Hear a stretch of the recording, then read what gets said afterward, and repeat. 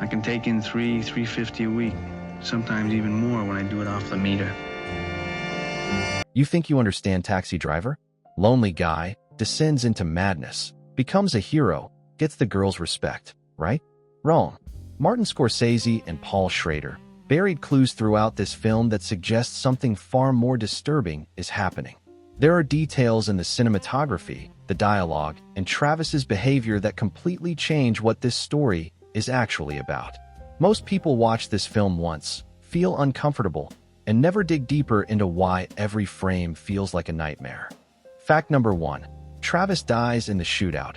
Everything after is his dying dream. Watch the final shootout again and pay attention to the camera movement.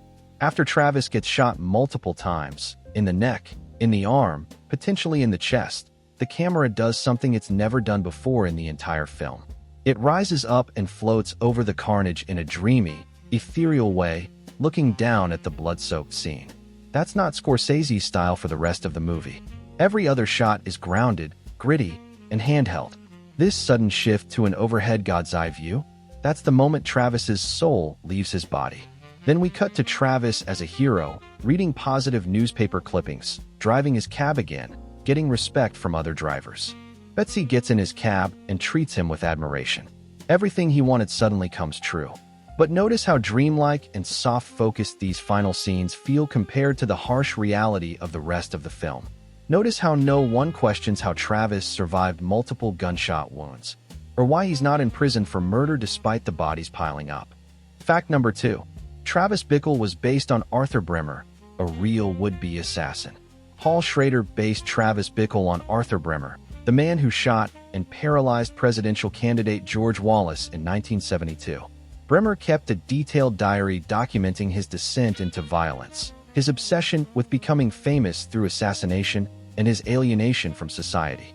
Schrader read Bremer's published diary and used it as a blueprint for Travis's psychology, borrowing the lonely man seeking purpose through violent structure almost directly from reality. The diary voiceovers, the political assassination plot, even Travis's need to be remembered, all of this came from studying an actual attempted assassin's mind. Bremer's diary revealed he didn't care who he killed. He originally stalked Nixon, then switched to Wallace when the opportunity presented itself. Sound familiar?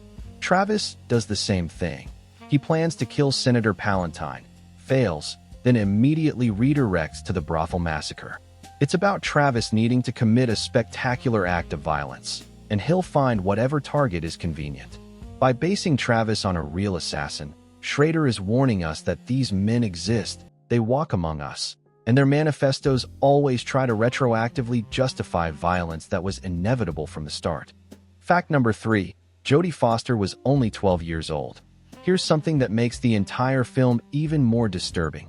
Jodie Foster was 12 years old when she played Iris, the child prostitute. 12. Not a teenager who could pass for younger. An actual preteen playing one of cinema's most controversial roles. The production had to get special permission. Foster needed a social worker on set, and her older sister Connie had to act as her body double for some scenes.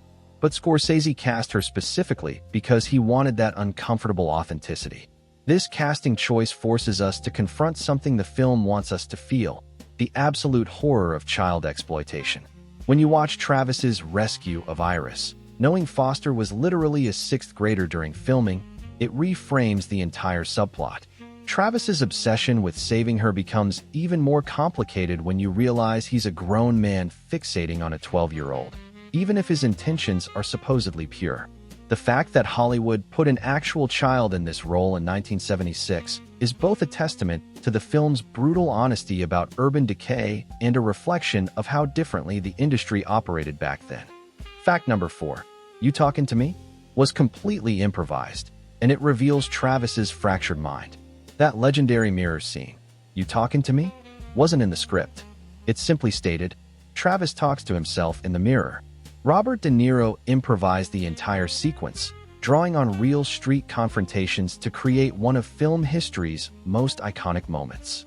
His improvisation revealed deeper insights into Travis's psychology as he conjures an imaginary enemy to justify the violence he plans to commit. Watch closely. Travis isn't just talking to a reflection. He's creating a phantom antagonist, someone to target his anger at. The repeated, "You talking to me?" illustrates a man fracturing in real time, splitting into aggressor and victim. De Niro instinctively understood that Travis needs to believe someone is threatening him to rationalize his rage. The improvisation captures Travis's delusion perfectly. He's inventing conflicts in his mind because reality hasn't provided him a clear enemy. Fact number 5. The passenger who talks about killing his wife is Travis's future self.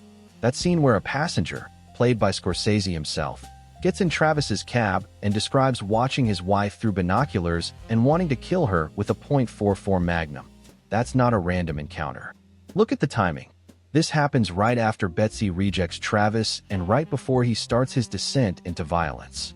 The passenger is wearing similar clothes to Travis, shares his obsessive traits, and fixates on the same type of weapon Travis will later use. This isn't a coincidence. This is Travis projecting his own murderous thoughts onto a phantom passenger. Notice how the scene is shot differently from other taxi encounters. The darkness is thicker, the conversation more intimate and confessional. We never see the passenger clearly, and after he leaves, there's no resolution. He just disappears into the night. What if that passenger was never real? What if that was Travis's subconscious manifesting as a separate person, voicing the violent thoughts he's too afraid to admit to himself? It's Travis giving himself permission to become what he's about to become. By the end of the film, Travis is that passenger, obsessed, armed with a .44, and ready to use it. Fact number 6. Travis's mohawk isn't rebellion, it's a death ritual.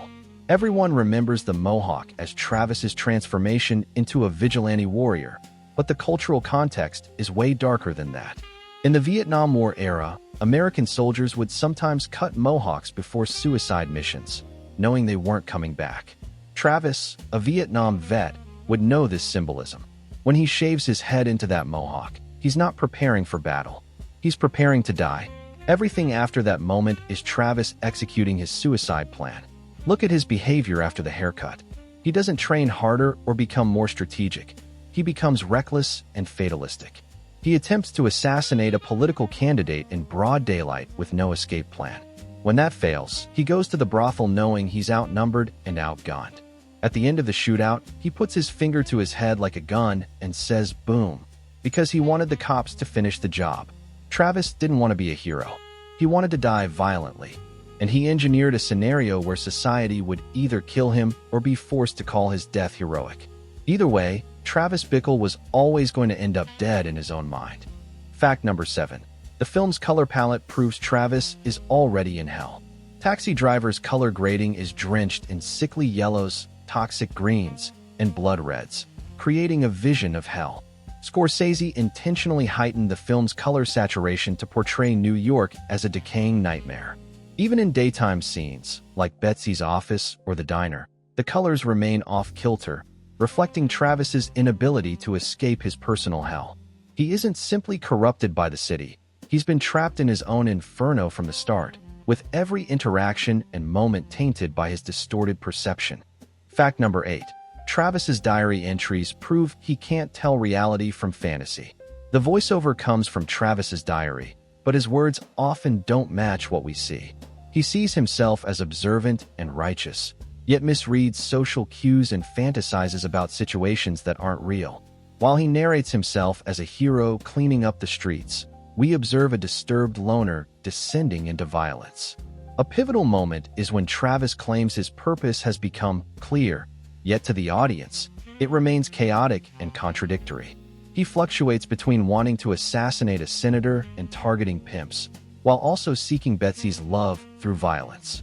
His diary attempts to impose order on his erratic behavior, leading us to question if the entire film is his written fantasy, an unreliable narrator trying to justify his violent actions.